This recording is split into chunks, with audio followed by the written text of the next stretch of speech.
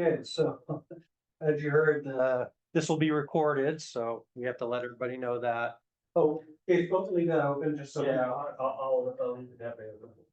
Yeah. Sorry.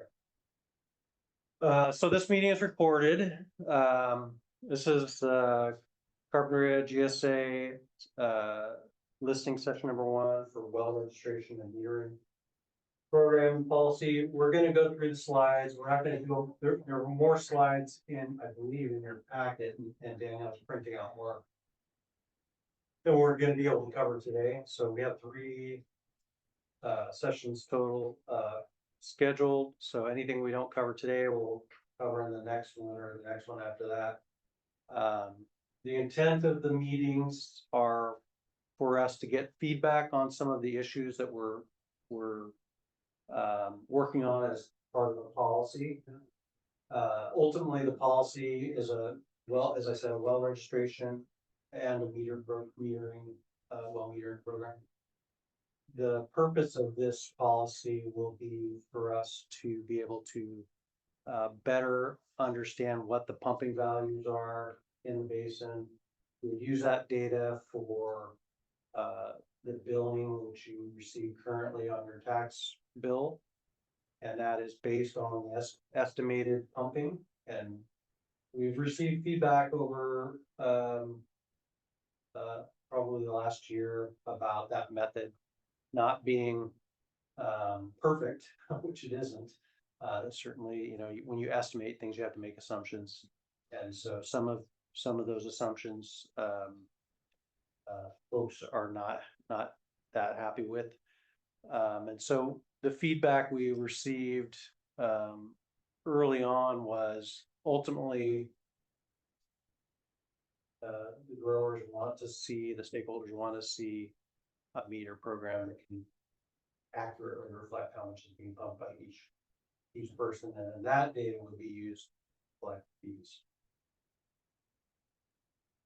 Let's see. So on the agenda tonight, again, we won't get through all of these. Talk a little bit about background. Sigma, which is the law that was enacted in 2014, that is kind of the umbrella state law that covers all of these activities. We'll cover the CGSA. Most of you probably know by now who the CGSA is.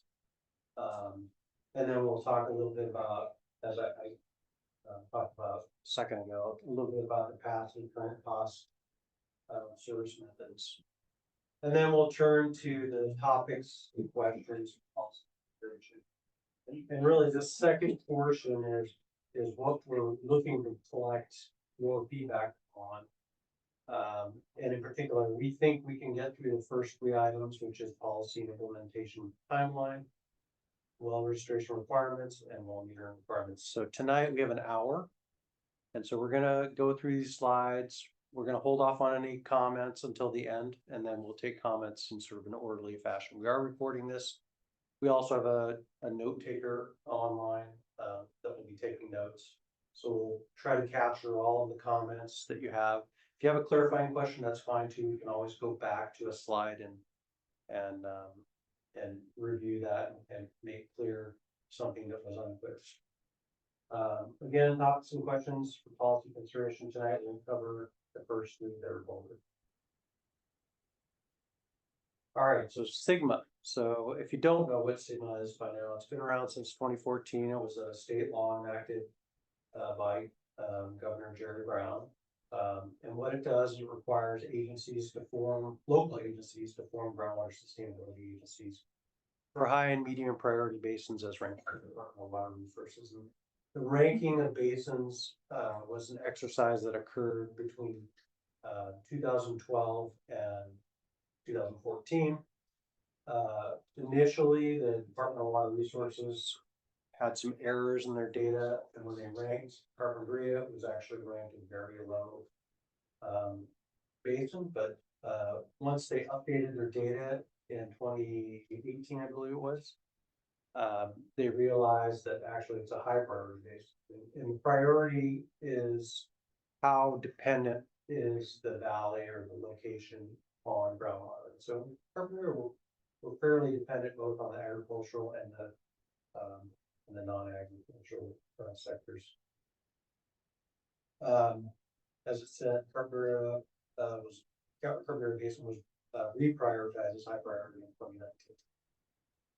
So that required us to develop and submit a GSP, and we did that.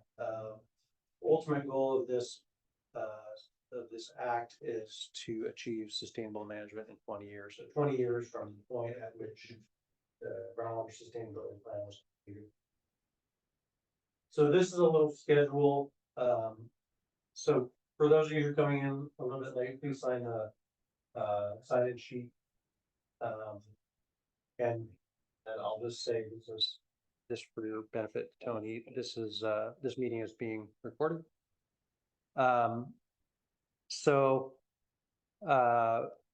This is the timeline. So Sigmos signed into law in 2014. Basins were prioritized, and basins were notified in 2018. And I'm sorry, they were notified in 2016. Then their basins were reprioritized in 2018, and then we were notified in 2019. So that put us a few years behind. So if you have other properties in other basins, you may know that they're well into their implementation phase. We're just getting into our implementation phase. So in response, Carpinteria Valley Water District, along with the city of Carpinteria, the county of Santa Barbara, and the formed a joint powers authority, and we formed the Carpinteria Groundwater Sustainability Agency. That was in 2020, and we worked starting at that point to develop a few things, but primarily we worked on developing a groundwater sustainability plan. We completed that in 2023, the end of 2023, and submitted it at the very beginning of 2024. We also, during that 4-year period, developed a method to collect fees to run the GSA. The first attempt was using a really simplistic method based on acreage, and then the second, which started in 23, was based on I'm sorry, I'm getting the times mixed up. 23 and 24. We were doing pumping estimates in 23 and 24, weren't we? We did acreage based for those fiscal year fees, but the fiscal year 25 and 26 fees were based on 23 and 22. So we used a trailing. So then we got some news last month that the Department of Water Resources approved the groundwater sustainability plan that we prepared. And so that's good news. So now we've got 20 years to implement this thing. There are some certain things in there that we'll need to work towards. One of them is to try to get a good handle on the data. And one thing that metering will do is help us to get a good handle, as well as well registration. So for context, in California, there are a lot of very big groundwater basins. And so you can see this is a picture of the Central Valley. The orange basins are critically overdrafted basins. And you can see that the entire Central Valley is a big groundwater basin. You can see in this little red square in Santa Barbara County is the Carpinteria Basin. So we're relatively small compared to all of the basins that are trying to comply with this act. So on to the past methods of estimating or collecting the fees and the revenues. So in 23, 24, we used the acreage base approach. And so any acreage within the published groundwater boundary, which is this blue line that kind of runs around this whole map, was charged. And if you were partially in, just the portion that was inside the basin was charged. Same with Ventura County. And so the basin does span over Carpinteria in both Santa Barbara and Ventura County. So you can kind of see here's the Ventura County section. And then, so in this scenario where we were actually collecting from even residential parcels, business parcels. And so the cost burden was spread a lot wider. And so that was good for, I think, the pumpers, but there was a lot of pushback on that. And so we moved to the next best thing, which was pumping estimates. So the fees were then based on pumping estimates. And just to kind of give you a sense, this fee is to pay for the operations of the GSA or the CGSA. That costs whatever it is, 300,000 a year. We simply divide that by the payers, you know, whether it was based on acreage. So if all of the acreages were included, we simply divided that by the number of acres within the basin. When we switched to pumping, we made pumping estimates. And so then we divided by the total number of pumping acre feet that year, or actually we had to go back a couple of years. It's trailing because we didn't have the data to charge the current year. And of course that burdened the actual pumpers a little bit more than they had been being burdened, but it was more directly related to their benefits. So I do want to say also that the pumping fee is also collected from the water district, because the water district does pump groundwater and it serves it to its customers. So in the way that residential and non-ag customers benefit from groundwater, that cost is passed on to those users. So then the second method, as I said, was estimated extraction. So you can see that a lot of the area that was being collected here in the gray and the urban areas is no longer shown as being collected. As I said, we still collect the revenue through the water bill because we then take the amount of water that's being pumped by the water district and we charge the water district, and that money goes to the GSA. So you may recognize this is a letter that we've been sending out in winter. And so this is our estimate. And so one of the things when we started doing estimates, we really wanted to make sure that people had opportunities to say what you're saying or what you're assuming is not correct, whether it be the number of acreages of various crops or the fact that we assume that you have a well. We wanted to give people an opportunity before we send in the bills to the county to collect, for them to get back to us and say, this is incorrect. And we did. Over a 2-year cycle, we've received a lot of feedback and we've made a lot of corrections and tweaks. And I'm sure there are still others out there that haven't bothered to make corrections.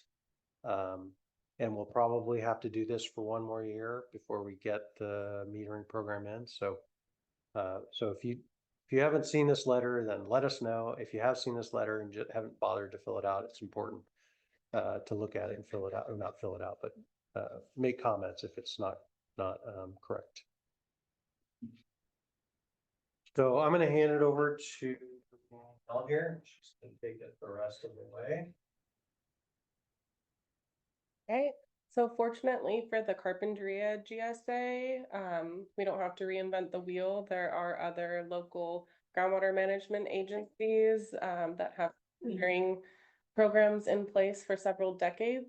In Ventura County, there's the Ojai Basin Groundwater Management Agency, and there's the Fox Canyon Groundwater Management Agency. So we can learn a lot by talking to their staff, learning from their experiences, looking at the language that they've included in their ordinances and policies. They've already figured out what does and does not work for them, so we can put our best foot forward when developing our policy here. So the Ojai Basin Groundwater Management Agency, it covers the eastern portion of the city of Ojai and other unincorporated areas farther east. Their program was established in 1991. In Fox Canyon Groundwater Management Agency, you can see they cover several aquifers that underlie Port Hueneme, Oxnard, Camarillo, and Moorpark. Their management agency was established in 1982.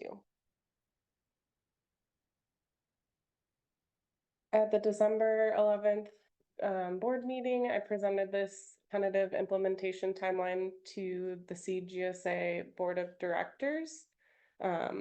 This tentative timeline outlined how the CGSA could move away from estimated extraction based on known crops present and delivered water from CVWD to in fiscal year 2027, 2028, that would be based on known metered use. There have been some slight changes, so I'd like to share the updated proposed CGSA implementation timeline. You can see here, there's been some revisions to the start of our listening session starting here today. And this modified timeline still allows the CGSA to implement a policy by the end of May or June of this year. We wanted to shoot for May, but also leave additional time, and depending on the amount of feedback that we get throughout these listening sessions, to give staff a chance to further investigate questions and comments that are brought up throughout this process. If we are able to implement a policy by the end of June, this would give property owners 9 months to register their wells and install meters according to the policy if they are required to. 9 months is pushed out from the original proposed 12 months, but you'll see later in these slides that it is in line with what the other agencies gave their property owners. I believe we'll show in a future slide, Ojai gave their property owners 8 months and Fox Canyon gave their property owners 10 months. This would allow us to also stick to the proposed billing period, which is allows staff to have enough time to work with the data and potential compliance issues, which we'll address at future listening sessions. So this would mean that the proposed billing period would be beginning of May through end of April of each year. We, as the CGSA, if we continue to use the tax roll system, we have to submit that data by the beginning of July each year. So if we stick to May through end of April, that gives us the following May and June to make any corrections and submit the data to Ventura and Santa Barbara County. So there are 8 categories that the CGSA would like to cover over these 3 listening sessions. Today we'll be discussing the policy and implementation timelines, the well registration requirements, and well metering requirements portions. So we'll take a brief look at some meter data that was collected out in the field earlier this year, taking a look at what meter types are out there, and have some time for you all to provide some comment on your meters and different situations that might help us and guide us along in the policy drafting. So the first questions for the policy timeline are, when should a metering policy be adopted? How long should property owners have to register their wells and install meters once the policy is adopted? When a new well is drilled, how long do property owners have to register the well with the CGSA and fill out registration or flow meter forms to start the process of being added into the system? So for each of these questions, we've provided information from the other agencies that I mentioned for context. So I mentioned that the Ojai Basin Groundwater Management Agency was established in 1991. Their metering policy was implemented in 1993. Fox Canyon was established in 1982, and their metering policy was established in 1987. As far as the duration and time that they gave their property owners to register their wells and install meters, their process was a two-part process, so it's a little bit different than what we're proposing. For registration in the Ojai Basin, if there was an existing well when their ordinance was adopted, they had 2 months to register. It's essentially just filling out some forms and turning those in. New wells had 30 days. Fox Canyon, for the registration process after the ordinance was adopted, existing wells had 1 month, new wells had 30 days. For the metering portion, once their metering ordinance was adopted, they gave existing well owners 8 months to install their meters in Ojai, and new wells had 60 days. Fox Canyon had existing wells, gave them 10 months, and the new wells were given 30 days. So you can see even with our modified timeline proposing 9 or 10 months, depending on whether we're able to adopt a policy in May or June, 9 months falls right in between that 8 to 10 months. So we are in line with the amount of time that they gave their property owners. So these are staff suggestions. Many of these were presented to the board in December as well. So for the CGSA, when should a metering policy be adopted? The initial goal is at the end of Q1. We are suggesting to host these listening sessions in March and April and draft a policy in May for adoption by end of May or end of June. Again, May would give us 10 months, June would give us 9 months for property owners to become in compliance with the new policy. How long should property owners have to register the wells and install meters? We're proposing 9 to 10 months. And when a new well is drilled, how long should they have to register their well with the CGSA, install their meter, and fill out the necessary forms? We're suggesting giving 30 days from the well construction completion. This matches Fox Canyon. We believe 30 days would help with compliance, just getting the new well under the same requirements as the existing pumping wells in the basin. As far as the requirements for well registration, what would this look like, or what could this look like? As I mentioned, it's essentially just paperwork for the registration portion. These are the forms required by the Groundwater Management Agency. It's essentially a mixture of contact information for the property and well information. Contact information could include owner information. We do get information from the counties with mailing information, but we don't get important information such as emails or phone numbers for property owners necessarily. But in the water district, we deal with a lot of tenants, so we get that level of information, but we may want to get owner or operator, whoever's on site, information in the event that we need access to the property for an inspection later on after the policy's developed. Well information, typical information that would be included on a well completion report, such as well depth, the perforation intervals in the casing, casing size, and so on. And then another piece of information that's helpful for us to know at the CGSA is the well's purpose. We're under the impression the majority of the wells in the basin are for primarily agricultural purpose, but knowing whether they're actually serving dwelling units or a backup, a potential potable source would be important for us to know. And here's Fox Canyon's registration form. So we would likely include a mixture of the different information on and have staff develop a similar form.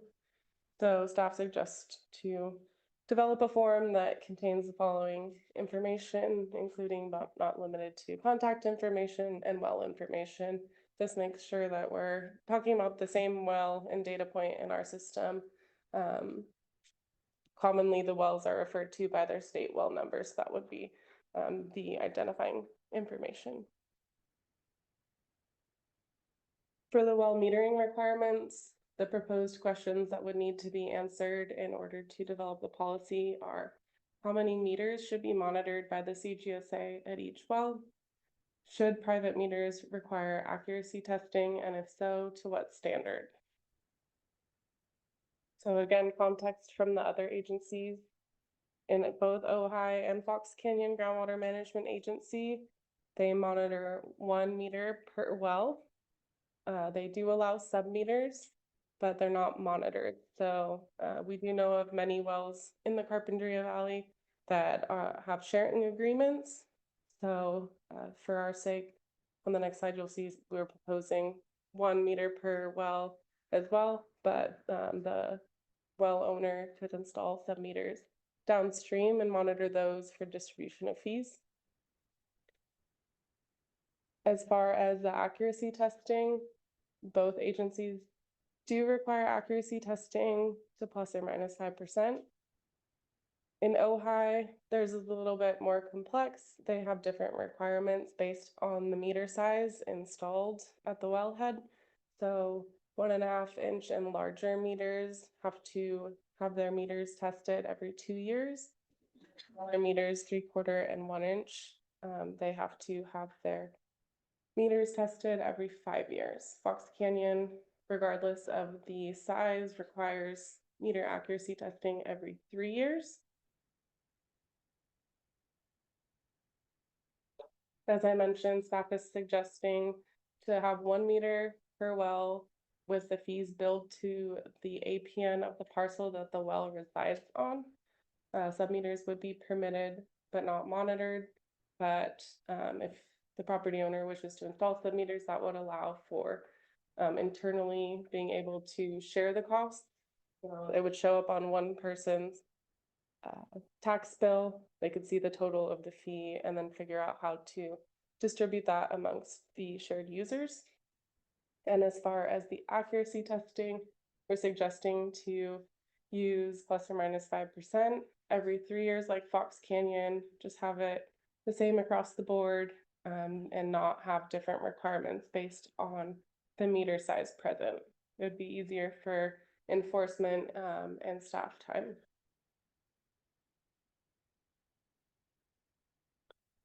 As far as how the CGSA would propose to handle a scenario where there's a well owner with an inaccurate meter, similar to backflow testing, if you have annual backflow testing performed at your meters, you typically, if you don't meet or pass the test, you have to repair or replace the device. So if the meter cannot pass the accuracy test, you would need to have the meter recalibrated or reconditioned to meet and pass that accuracy test, or you would need to replace the meter. The CGSA staff suggests that if the accuracy issue is not corrected or reported in a timely manner, perhaps giving 30 to 60 days, then instead of using the meter data from the inaccurate meter, the billing would revert to using a pre-established crop acreage fee. So you would sort of lose the benefit of having the actual metered use, in the hopes that folks would comply and follow through with getting a meter that is accurately measuring their water use. And this is just information for context of what we found when we went out in the field and looked at various wells in the basin. We went to 71 different wells, or we reached out to property owners via email to try to figure out what pipe size they had, what meters they were using, whether they had meters at all. So you can see on the bottom chart that the vast majority of the wells that we went to had no meter, but the ones that did, the most popular meters were micrometers or C-metrics. We also came across various pipe sizes. We only came across one well in our 71 that we went to that actually had multiple pipes and pumps coming out of the same wellhead. So establishing and really setting standard for how many meters are monitored, whether we would allow for that particular property to have 2 meters that were monitored, or whether they would need to change their pipe situation at the wellhead. This is just informational and the different meters that were out in the field. So we wanted to provide this in the event that you all have used different makes, models of meters, that you could let us know so that we could take those into consideration if we were to develop a list of approved meters that would be permitted in the policy. Then we wanted to make sure that we had ample time for questions and comments, or to return to any material. I have a question on the registration. So Tony, everyone in the room and everyone online, can you please state your name for the question, because we're taking notes. We want to reflect in public comments. Anthony Brown. I have a question about the registration. What about an older well that you have a vague knowledge of its history, but as far as the, the depth of the perforations and different things about it, it can be some guesswork there. Is that going to be acceptable? So we'll work with the landowner or the well owner to get the data that we need. Certainly, we understand that there are situations where there's no documentation on, for example, no documentation on the well. You won't know where it's screened, you won't know the age, or you might not even know what the state well ID is. But we'll collect as much information, and the expectation of the well registration program is really that we're sort of starting to actually try to maintain a database of wells. We don't have all the information. It is what it is. We can't really do anything about it. Do the best we can. Do the best we can. Sonny Brooker. The letter mentions exemptions. What exemptions are there? We haven't gotten to that yet. There will be some de minimis user exemptions, meaning, the amount of water is so small that, it doesn't need out of the year. There's also de minimis user as defined by Sigma, which is a non-ag well that uses under 2 acre-feet per year. For like residential use? For residential primarily. And then second question is, since the cost that everyone is paying is the cost of the GSA, their expenses, what is the current budget, and is there a forecast of future budgets? Is there a 2026 Yeah, I mean, proposed budget? I'll let Scott speak to it, since he went to the San Ynez GSA and saw that the costs were quite a bit more than our annual budget. But I think right now our annual budget's around $350,000. And part of that is repayment for that first 3 years of operating with GSA. We were taking loans out, and so we have to pay that back. So the debt repayment portion is a big part of the budget. Once that's paid off, then it will drop, maybe 100,000.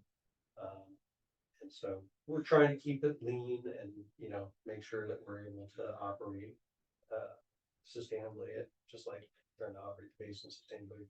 We're going to operate financially sustainably. So is that, I know a lot of this is just now getting implemented.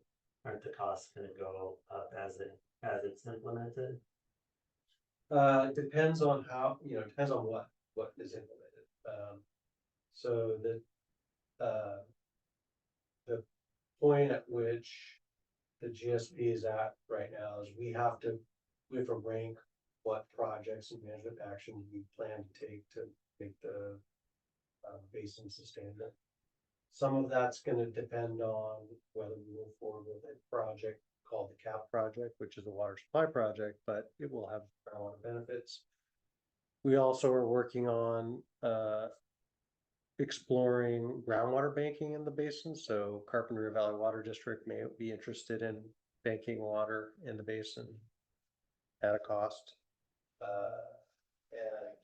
Montecito, Casitas, those 3 agencies have expressed interest, and so What that would do is that would provide water to, then you would deposit the water and you'd leave some behind, which would help restore the basin levels, which would then help us reach sustainability. Those costs, those projects are relatively low cost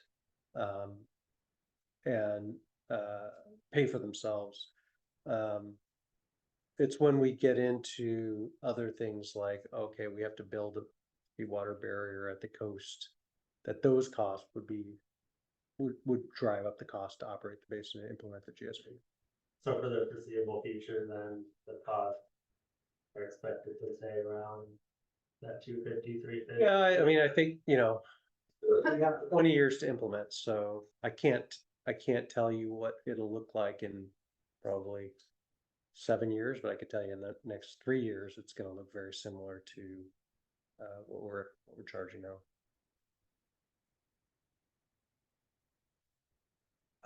Not really on the meter, that's not really on the meter subject. And I'm happy to answer questions, but I want to make sure we have enough time to talk about some of these topics that we're discussing on the metering program. So It's not about the metering, so. So Scott Vanderkark would comment, and I did go to that meeting, and every basin's a little different, and so the costs are all over, but looks like we're at the low end of the spectrum. But I did want to say, and Sonny is well aware of this, that we just finished our total nitrogen applied process, and that's going to be getting more rigorous.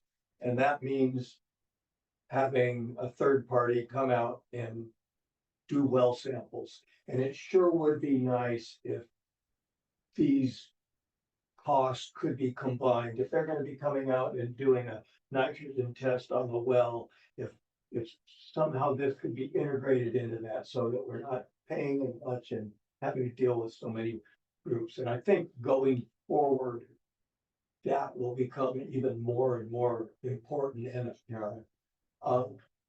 the other thing, I think it's one of those things that we'll get to in the future, is that calibration idea and how to check whether a meter is accurate or not and what the parameters are, because there's some technology out there that doesn't mean actually taking the meter out of service and checking it, to check it in service and if it's within the parameters.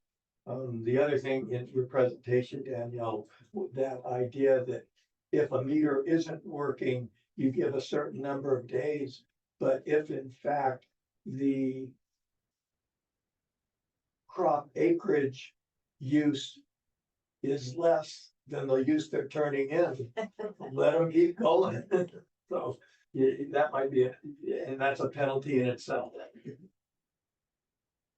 So on that remark, my name's Neil Olenkamp, and my suggestion in that case would be you charge whichever's the more, either the incomplete metering or maybe inaccurate metering or the acreage calculation, and not whichever's less. yeah, I mean, I think by design, we're going to make the acreage. We're going to make sure the acreage covers all of the range that we would expect for a particular crop. So for example, for avocados, there may be a range across the district that pumps between 1 acre foot per acre to 3 acre foot. So we're probably going to choose that 3 just to make sure we're covering the bases. So that also helps create an incentive for people to make sure that their meters are working correctly and reading accurately. Even if it's less using the acreage method? I don't think. Well, yeah, That just won't happen. yeah, we can certainly compare them, but in general, I don't typically hear of meters overreading as much as they start to, the propellers start to stick and the Yeah, water. it's not the question about the meter, it's the question about the acreage assumptions, so that's an inaccurate. Method, but Yeah, I mean, but that's a good comment. Yeah, we can look at that. And I have, one other comment, the well that I use is a shared well by 5 separate properties. One of the slides showed that the well will be billed to the APN of the parcel. And I think in our case, the parcel number is separate and it's its own parcel number. So I'm not sure how that will work exactly. Because it's a shared parcel that we each share in ownership. So that's it. That's what I think about. The well itself has its own sort of pocket. Yeah. ATM It person. has an APN number. And, That's common. I mean, not super common. There's a lot of this. well, that's it for me. It would go to whoever is listed as the owner, for the county. That's how, Of the well part. of the well parcel. And then it's up to Uh, the person whose parcel it is to have to collect from the other 4 individuals. Well, yeah, we'll figure that out, but. Yeah. The other thing is that the questions that are asked are different for each property owner. And so we'll have to do like 5 of these sheets because maybe not 5, but the registrations will be more complicated than what this sheet asks for. As far as, one household does not use, part of water and only uses the well, and one uses, different amounts of agricultural use and different acts, whatever. So I don't know if you would want to consider a form that allowed for that, or some method that we could follow. So the registration form for if it's just one person using the well, and a registration form, or if it's shared, that has more Maybe information. separate, or where you just add sheets or something. Yeah, that's an easy. But anyways, some consideration, but I have an online, question, 2-part question from Fred Schneider. How are you going to share the data? Is there a way to get daily or more frequent updates of the meter readings? Then part 2 is, I assume you are going to handle all of the connectivity of meters to your system, pulling the data from the dry pulse contact outputs from our meter. There's 3 parts. My phone app isn't cooperating. It would be, if my phone app isn't cooperating, it would be helpful for us if we had real-time access to meter data to help us detect leaks, etc. And so we haven't gotten to this portion, but we part of the policy will address meter data collection. Staff is recommending that we utilize what's called an AMI system, which is, advanced meter, it stands for advanced meter infrastructure, which is simply a transmitter that reads the flow on the meter and then transmits it to a database, and then we have access to it.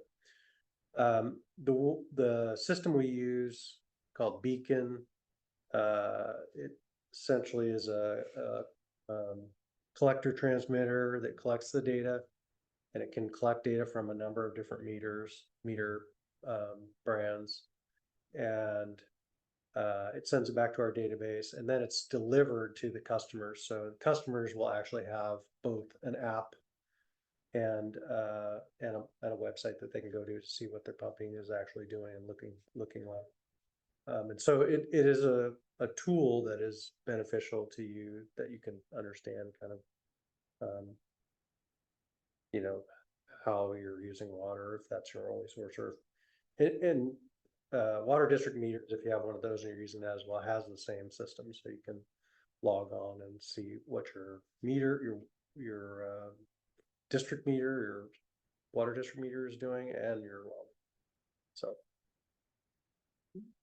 One quick question on the registration process and all of that. I would think for a new well, you just do it through the permit process, and that would kind of take it off your plate and be a county deal and you could concentrate more on everything else. Wouldn't that make sense? Yeah, I mean, if we've struggled with the county, they seem to have finally gotten their arms around the program. For a long time, they weren't collecting data, they weren't, following up on, various things with respect to issuing and closing permits. But I think we have a handle on it, and I think they have a handle on it, that we could utilize that method. If we can't get data from them, then of course we would need to go and get the data from the owner. Yeah, they told us that they'll distribute the forms to the owner going through the process. It's just the follow-up on the back end that's a little more difficult as far as us being notified when the actual completion of that permit is. So. Okay, this is a case for being a private pumper. Scott, I think right now, if you apply for a new well, the requirement is you put up a meter, but I still think then the private pumper needs to make a arrangement with the district to get it registered. I don't think the county's gonna register for it. The meter or the well? The meter.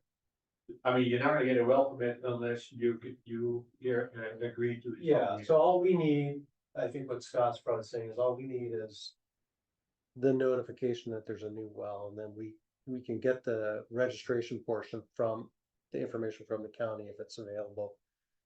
But we will at some point need to coordinate on the meter and make sure it's hooked up to the EMI system so we can get the data back. And yeah, so we won't be able to avoid contacting the owner and working with the owner to make sure we have the correct data.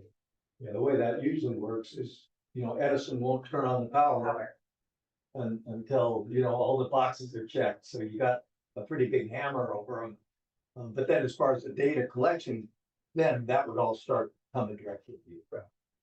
And I think the hammer in that case is that you're gonna get charged the estimated pumping fee until you put the meter in and allow us to collect the data.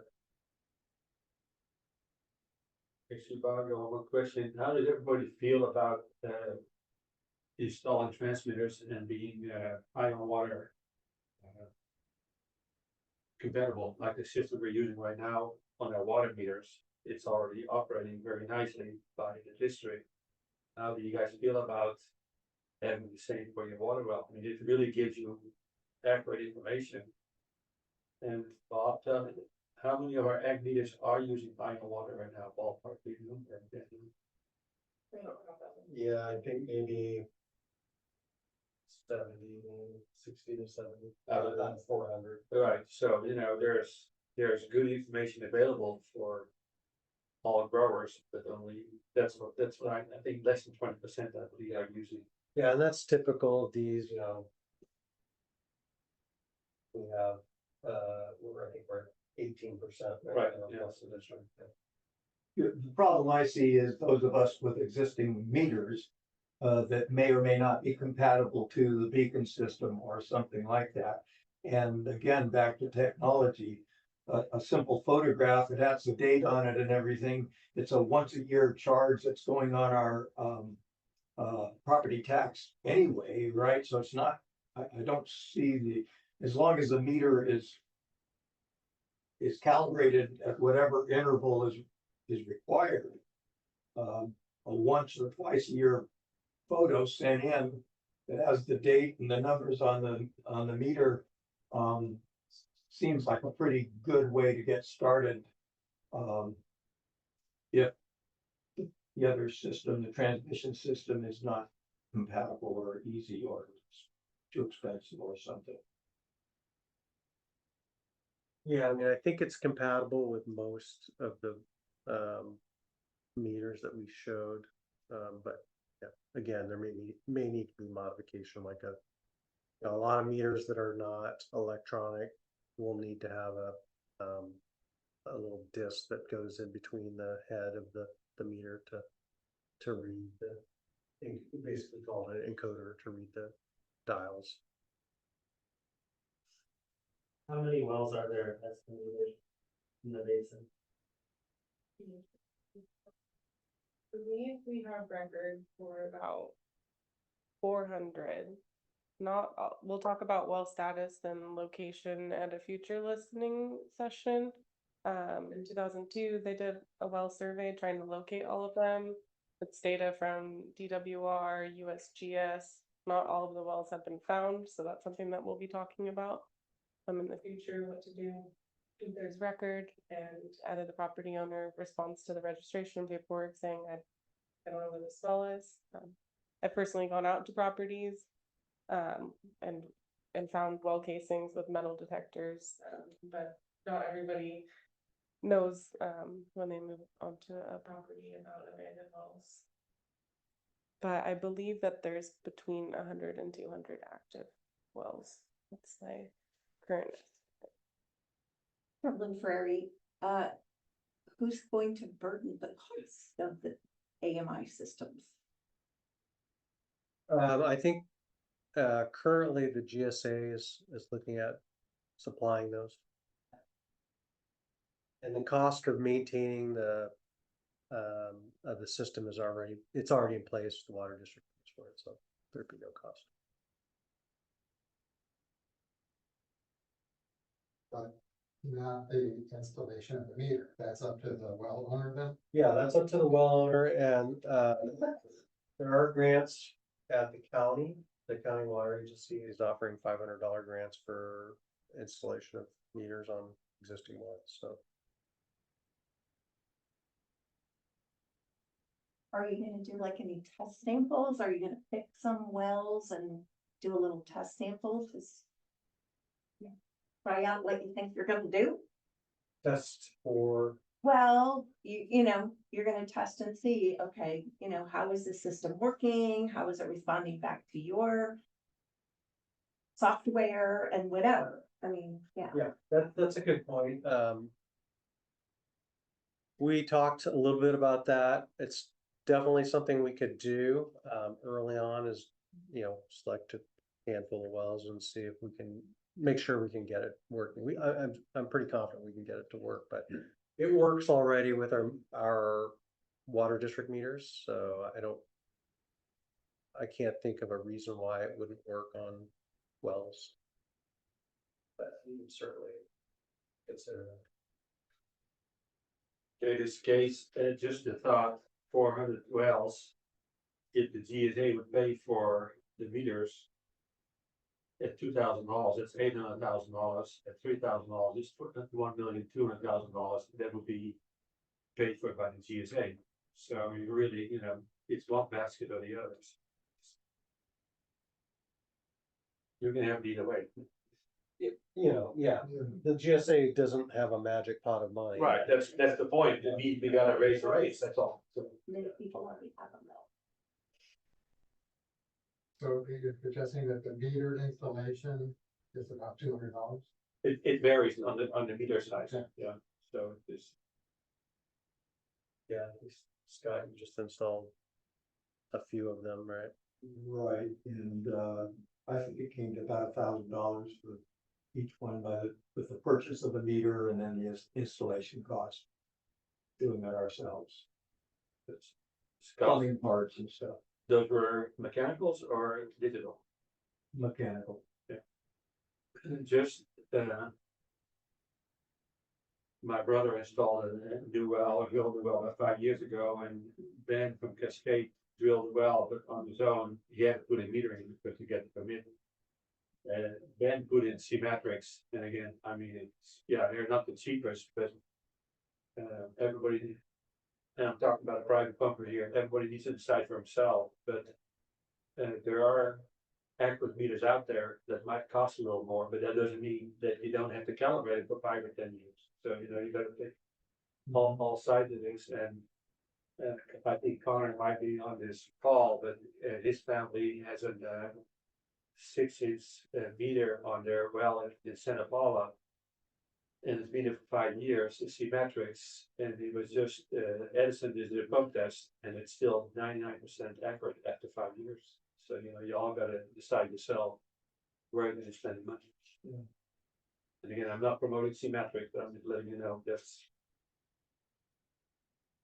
Individual choice. As far as identifying who's got a well, are Edison records accessible to the water district? Or is they totally confidential between the two?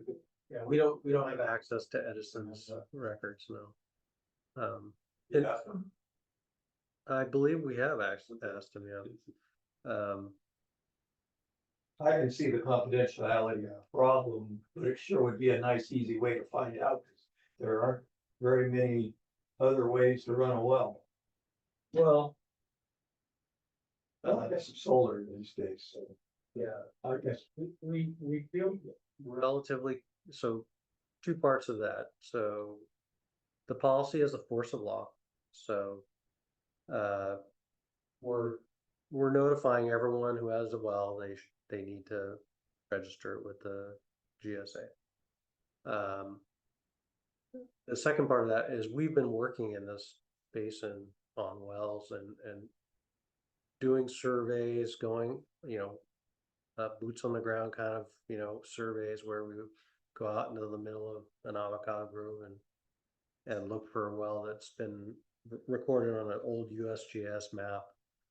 So we've done a lot of work over, I think Daniel said it started in 2002. So, that's 23 years of trying to figure this out.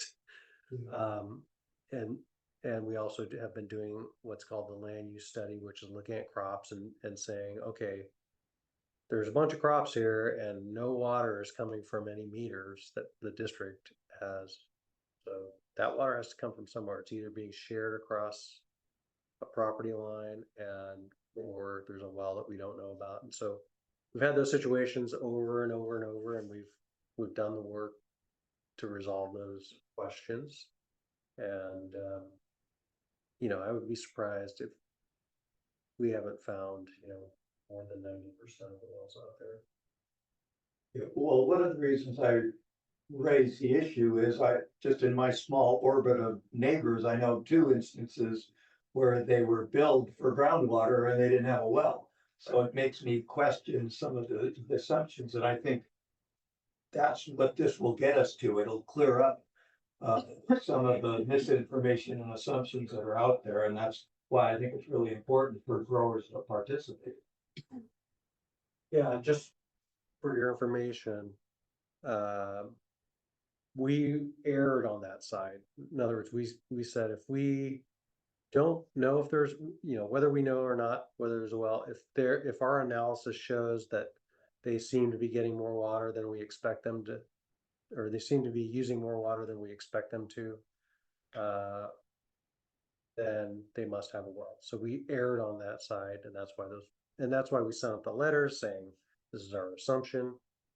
Correct us if we're wrong. And many owners have given us tours of their property and shown us where the water comes from. So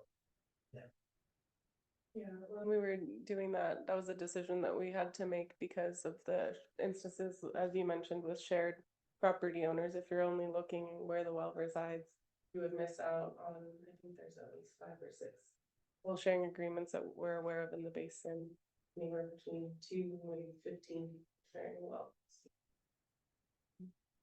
That's why the notification via letters and communication has been a really critical part of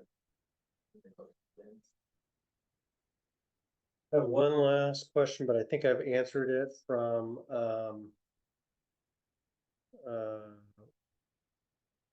like I said, Fred Snyder asked 2 more questions. So I think he asked the same question that Caroline asked about the equipment, who's supplying the data collection equipment. That, as I said, our proposal is that the GSA do that, and the cost of that, of collecting that data and maintaining that database is already paid for, so there's no further cost. Let's see. Fred also asked, when will you be rolling out installing data collection devices on the meter?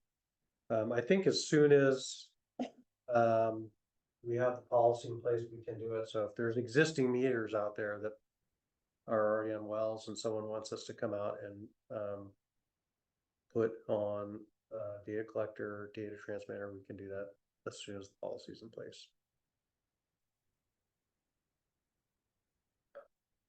All right, so just being conscious of time, it's 6:30. We gave ourselves an hour, so any final comments on this section of the policy discussion?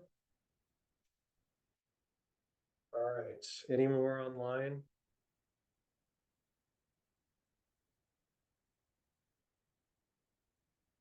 Just want to say thank you for trying to work with us. Yes, Okay. absolutely. We're all in this together. Okay, no other questions online, so I thank you for coming, and in 2 weeks, we'll be doing this same type of meeting, and we will cover, if not the rest of the material, some of the rest of the material. And then we hope to wrap it up 2 weeks after that. So thank you for coming.